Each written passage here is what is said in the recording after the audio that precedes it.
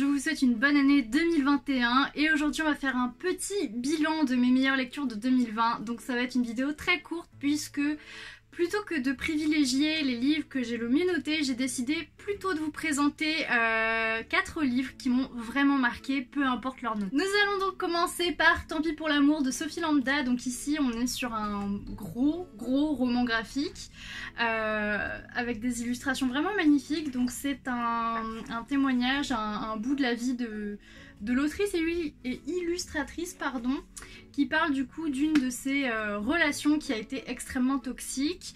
Elle nous parle du coup de l'enfer qu'elle a vécu, de sa perte de confiance et surtout de la manière dont elle a pu se tirer de cette relation.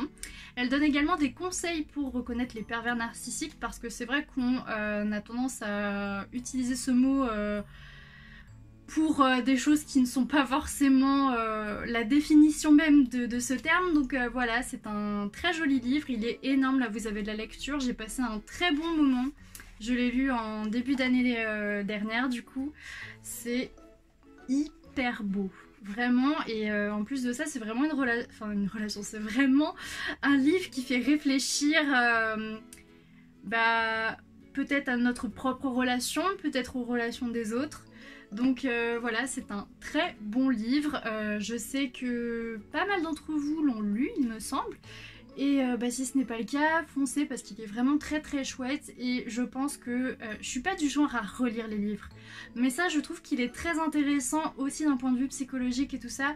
Donc je pense que je le relirai pour me remémorer certaines notions, certains termes. Et puis voilà. Ça me fait super bizarre de mettre un service de presse, un partenariat que j'ai reçu de la part de Magic Mirror vu que je suis partenaire avec eux.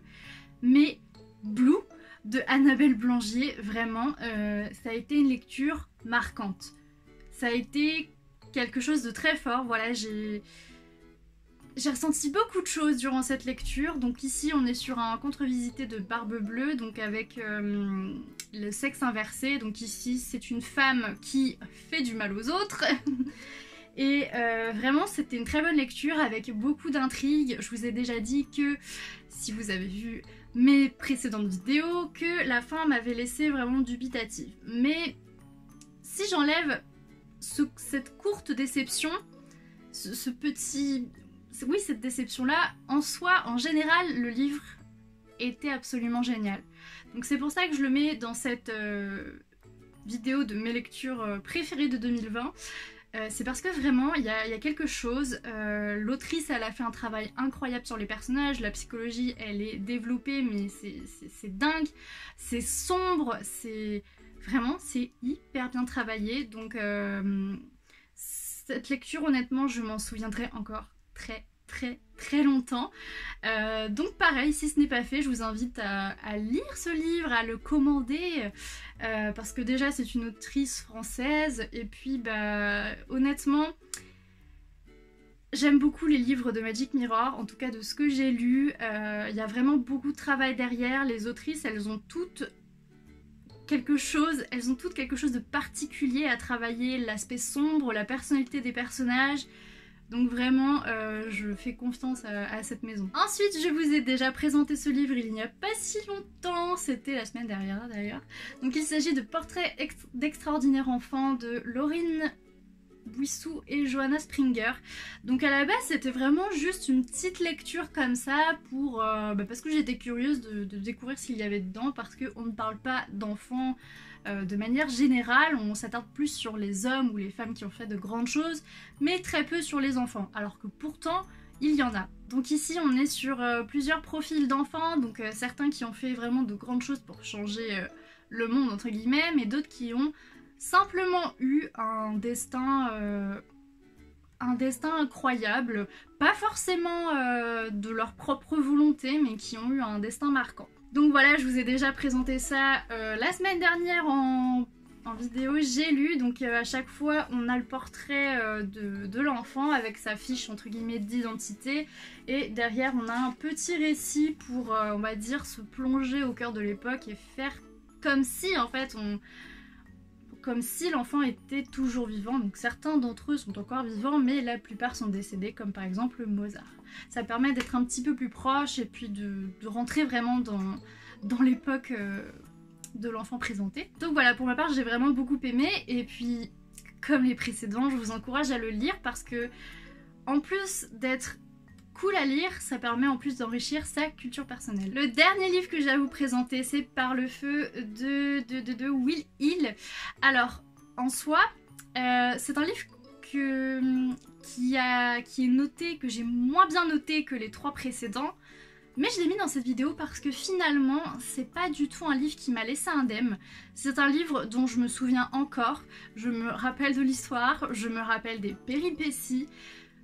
Donc finalement, il a peut-être pas une aussi bonne note que les 3 autres, mais il a été suffisamment marquant pour que je n'oublie pas. Et c'est pour ça que je voulais vous le présenter. Donc ici, on est dans une secte, voilà, un camp avec des personnes qui vivent dedans, du coup, des personnes qui font partie de cette secte. Et du coup, il va y avoir un incendie dedans et il va y avoir vraiment très peu de survivants. Et du coup, bien les survivants vont être transférés à l'hôpital pour des soins, mais également pour une enquête. Donc le but étant de dire ce qui se passait dans cette secte, de dire comment ils vivaient, pourquoi il y a eu un incendie, qu'est-ce qui s'est passé. Donc on a un récit entre guillemets avec une partie avant. Donc avant l'incendie, donc quand le personnage ici présent vivait encore au sein de ce camp, et des chapitres après, donc c'est-à-dire après l'incendie, donc quand elle est face aux policiers et qu'elle est à l'hôpital. Donc c'est un livre que j'ai vraiment beaucoup apprécié, ça me rappelle vraiment... Enfin c'est assez dramatique, moi vous savez que j'adore les livres dramatiques. Ça me rappelle, je ne sais pas pourquoi, hein, mais ça me rappelle vraiment... du post-apocalyptique. Pourquoi? J'en sais strictement rien parce qu'il n'y a pas du tout lieu d'apocalypse, mais dans le sens survie. Parce que les personnages de cette secte, du coup, devaient vivre selon des règles qui n'étaient pas toujours très simples, et du coup il fallait absolument se fondre dans la masse, entre guillemets, et c'était en quelque sorte une survie en fait. Donc voilà, c'est pour ça que ça me rappelle le post-apo, et vraiment c'est super bien travaillé, c'est très bien fait, donc je vous le recommande. Voilà, c'était une vidéo très courte, mais j'avais pas forcément envie de faire quelque chose de long. Voilà, je voulais vraiment vous présenter les livres essentiels qui m'ont marqué pendant cette année 2020, et j'espère que on va se retrouver pour plein d'autres superbes vidéos en 2021. Voilà, donc je vous retrouve la semaine prochaine et je vous dis salut!